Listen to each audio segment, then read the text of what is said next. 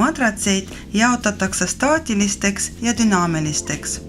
Staatiline standardmadrats on tavaline siledapinnaline vahtmadrats, peamiselt poroloonsisu ning pealt pestava materjaliga madrats.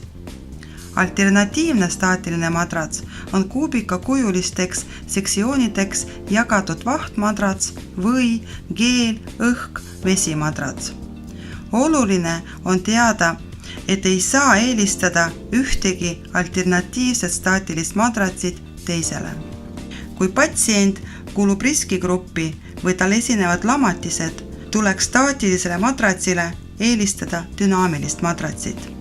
Dünaamilised ehk kõrgtehnoloogilised madratsid sisaldavad rohkem või mitmes kihis õhukambreid, mis täituvad ja tühinevad õhuga, muutes seejuures patsiendi erinevatele kehapiirkondadele avalduva surve kestust.